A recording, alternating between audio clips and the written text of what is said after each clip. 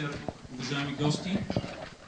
Първо да се извиня за 15-минутното закъснение, но просто искахме да сме сигурни, че всеки ще може да присъства на първата пресконференция на Марк Жирардели, свързана с неговото първо българско вино, произведено от Domaine Boyar International. Позволете ми да се представя. Казвам се Владислав Танчев и съм търговски маркетинг директор на компанията. До мен, разбира се, небезизвестният господин Марк Жирардели, който е, както всички знаете, най-титулувания скиор в света на алпийските ски, мъжки, и госпожица Елина Спасова, която е пиар на компанията Domaine Boyar. Нека да започнем, като ще дам думата на Марк да каже няколко думи за любовта му към българското вино и какво го е накарало да избере Domaine Boyar като свой партньор. Okay, Mark, I'll translate you. So I make a short introduction to the people, and now it's your turn, let's say, to explain a bit about the wine. Good evening, ladies and gentlemen. Добър вечер, дами и господа. It's a great pleasure to have so many people here in the press conference for my wine presentation. За мен е удоволствие да има толкова много хора на тази пресконференция, свързана с пускането на моето вино. Many of you will be surprised that I make a wine presentation here, but there is a very simple reason for it. Много от вас ще бъдат изненадани, че правя представяне на вино, но разбира се, за това си има причина. Last year in autumn I had the idea to make some Christmas present to my most important business partners. Миналата година по Коледа имах идея да подаря вино на своите най-добри бизнес партньори. And these business partners mainly are selling my ski wear in the sport locations. Тези мои партньори предимно продават дрехите под моята марка в различни локации. Then I asked Vlastislav, then I asked my friend if he can make 50 bottles with a special label from my ski wear brand.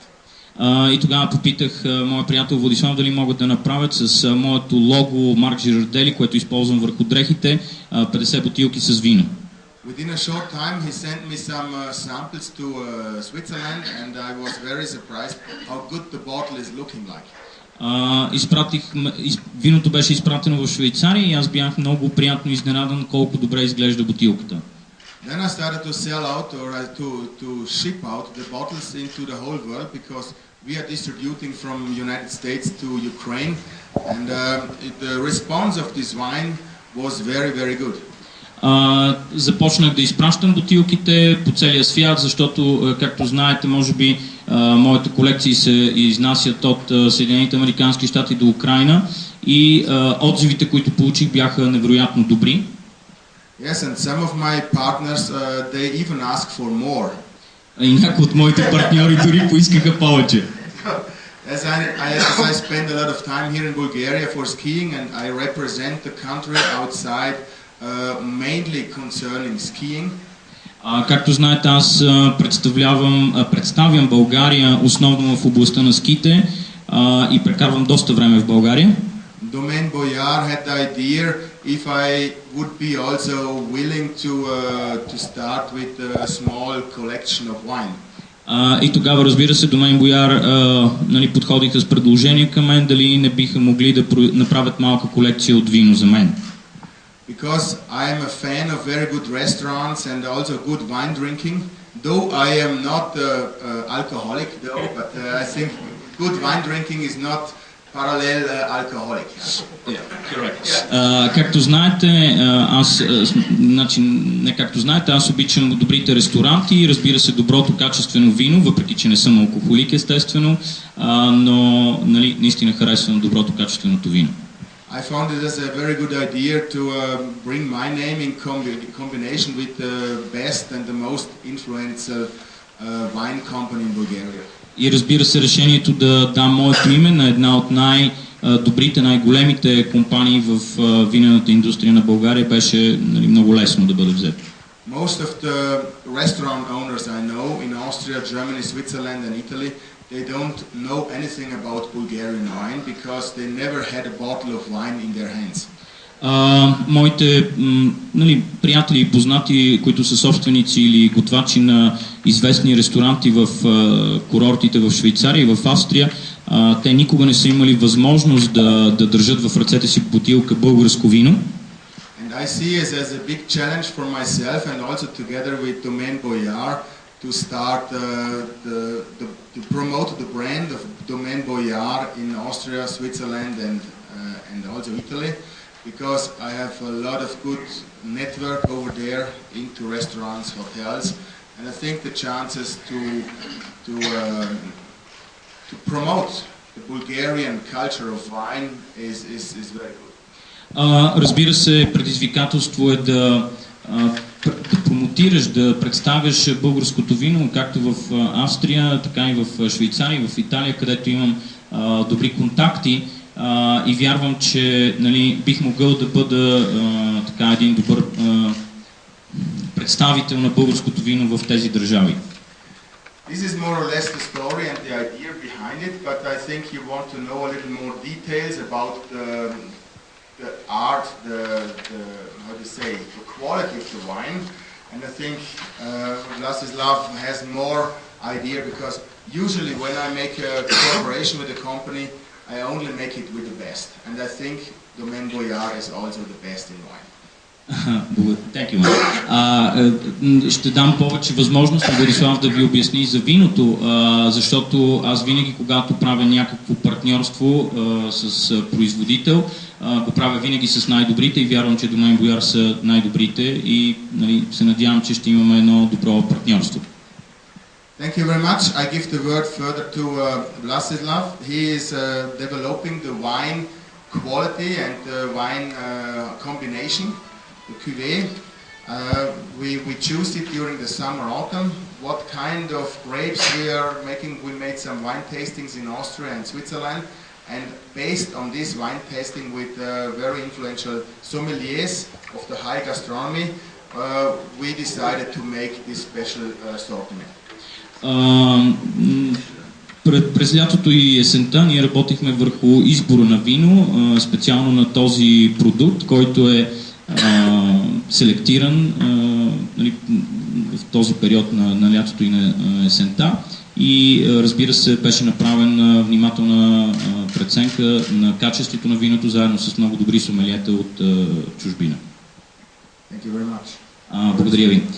Така, презентацията е на английски, тъй като, както знаете, Марк не говори за момента български. The presentation is on English because up to now you are not very familiar with Bulgarian language. Okay, let's... I didn't find a girl who teaches me Bulgarian, that's the main reason.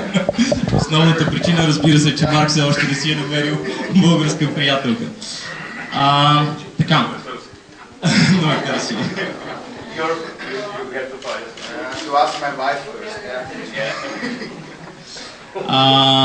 Така, на този слайд, разбира се, той красноречиво говори за това, че ските са неговия живот, разбира се, виното е неговата страст. Разбира се, това е слайд, в който Марк Жирардели приветства всички вас на първата реколта от неговия собствен бранд, носещ името Марк Жирардели. Защо българско вино? Както Марк обясни, накратко, тук има три основни момента, които ще бъдат представени. Първото е защото България е една доста древна по отношение на традициите на винопроизводството държава. Винопроизводството по нашите земи датира още от тракийските времена. Това е далеч преди гръцките и римските епохи. Както знаете, култа към бога на виното Бакхус е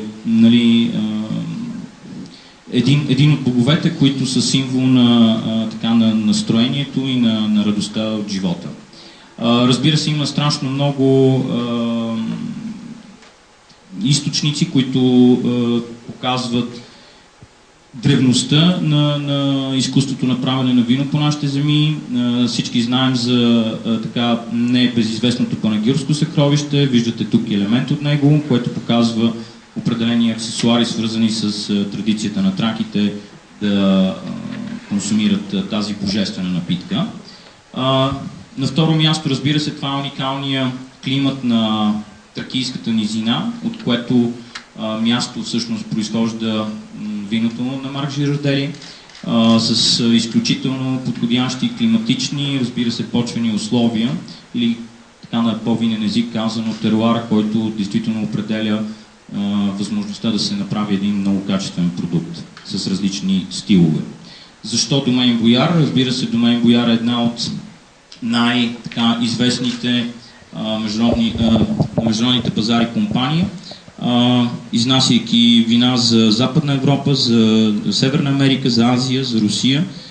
Домейн Бояр е един от най-големите износители на българско вино. Разбира се, носител на множество престижни награди. Както виждате, тук са една част от колекциите медали, които Домейн Бояр е спечелил през последната година само.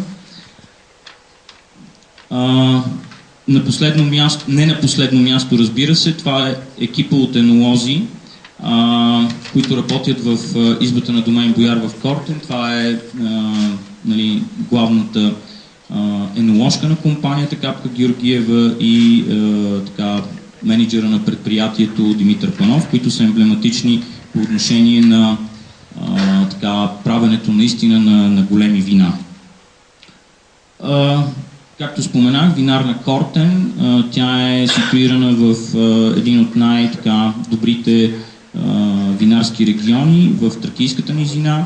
Известна е със своите методи на винификация, на микровинификация и със своя теруар и теруарни червени вина. Винарната поддържа много добра система от температурен контрол, което позволява на технолозите да прилагат традиционни и съвременни методи на винопроизводство. В тази винарна се съхраняват повече от 2300 американски и френски бъчви, американски барели или френски барици, както се наричат, които имат вместимост от 225 литра. Също така Кортен е един от регионите, в който е фокусиран върху производството на наистина на уникални вина по отношение на характера и на произхода. Ето тук е илюстрирано как изглеждат тези 225 литрови барици. Името на виното Марк Жирардели с кръстоска сира и рубин. Почвите, от които е брано гроздето, са кафяви горски с много добър калиев, много добро и високо калиево съдържание, което е много важно за едно добро вино. Те са с изключително добър дренаж и са топли. Също така с малък хумусен слой и с добра, както се нарича, каменна подложка с ниско влагосъдържание, което е изключително важно. Знаете, може би в лозарството почвата или теруара е от изключително голямо значение.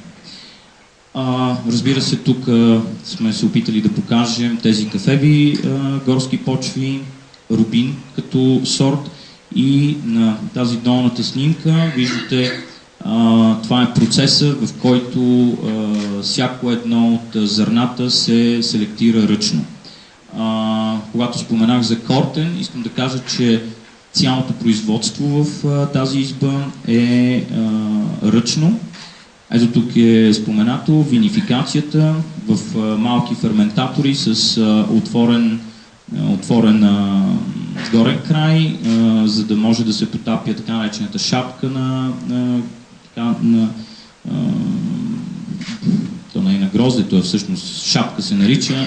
Това са твърдите елементи при мачкането, които се получават. Малолактичната ферментация, както споменах вече, се състои в 225 литрови френски и американски бъчви. Нека да спомена защо е много важно съчетанието на френски и на американски барици и барели.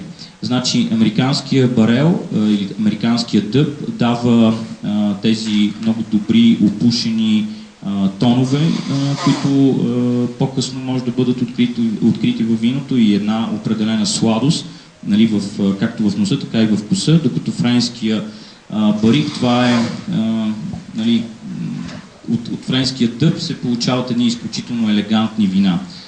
Когато се използват и двете бъчви, дава възможност наистина на енолозите да постигнат едно съвършенство в вкуса. Бленда или купажа, 60% сира, 40% рубин, 9 месеца в бъчви съзряване и след това 6 месеца отлежаване в бутилка, преди да бъде пуснат продукта на пазара. Кратко описание на виното, преди да се насладите на него след около няколко минути. Има атрактивен рубинен цвят, в носа се разкриват букет от деликатна барикова зрялост с плодова еволюция. Виното е плодово и свежо в вкуса и има много добър потенциал за отлежаване. Къде може да бъде намерен продукта? Ще бъде, както и Марк спомена, ще бъде дистрибутиран или разпространяван в определени избрани хотели и добри ресторанти в Германия, в Австрия, Люксембург и не на последно място в България. Тук сред гостите имаме някои колеги, които вече са включили виното си в своята асортиментна листа. Това е от наша страна. Ако имате някакви въпроси, сме на разположение и след това да пристъпим към дегустацията на продукта. Not so many, you know. I just saw before that you had a big bottle in the hand and I wasn't sure if you're going to drink that bottle. So, не толкова много, колкото видях, че вие гледахте голямата бутилка отвън, така че не много. But I think between drinking wine to have a good flavor and drinking wine to be no more thirsty, it's a big difference. And I am always a person who is looking for quality, and I think to have fun drinking a wine with quality, it's no need to drink a whole bottle. I think 1 or 2 glasses an evening is enough. And I think that is not our culture to drink a lot of wine. We drink the wine to have a nice time, to spend a nice time with a nice company, and that is the philosophy behind drinking a good wine. Марк каза нещо, което наистина е изключително важно. Значи консумацията на вино, разбира се, може да бъде за да си утолиш жаждата или да се насладиш на момента, на среща с приятели или просто в компания на добрата храна. Разбира се, 1-2 чаши вино са напълно достатъчни, може да бъде и повече, както той спомена, но всъщност философията на културата на пиене на вино, което нашата компания изповядва, е човек да се наслаждава на вкуса, на аромата, на преживяванията с хора, а не да бъде така пиян след консумацията на алкохол. Тоест ние определено като компания също изповядваме подобна култура на поведение, на отговорна консумация на алкохол. Някакви други въпроси?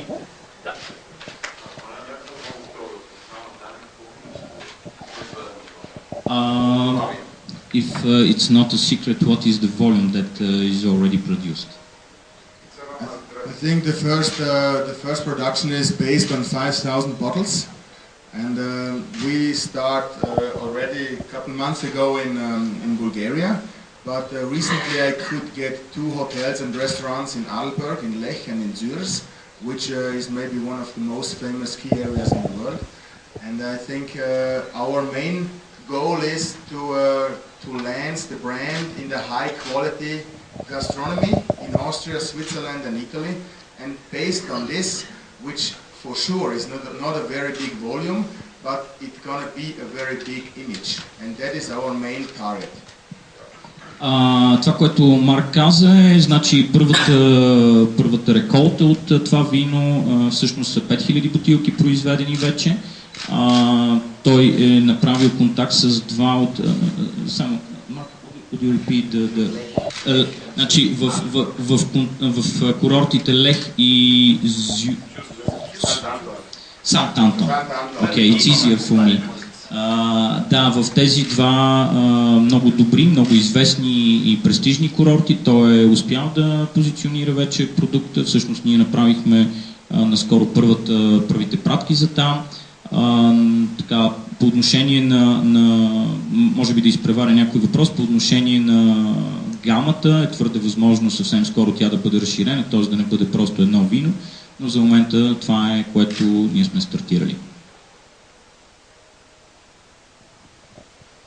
Други някакви въпроси?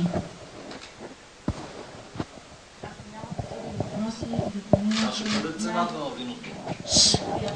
Да, всъщност това е доста важен въпрос. Също може би цената на продукта, както в България, така и навън, ще бъде около 7 евро, което означава 14 лева би трябвало да може да бъде намерено в магазинната мрежа, а съответно пък в тези курорти ще се продава на такава ex-works цена, така наречената. Тоест, предполагаме, че цената ще бъде около 30 евро в ресторантите.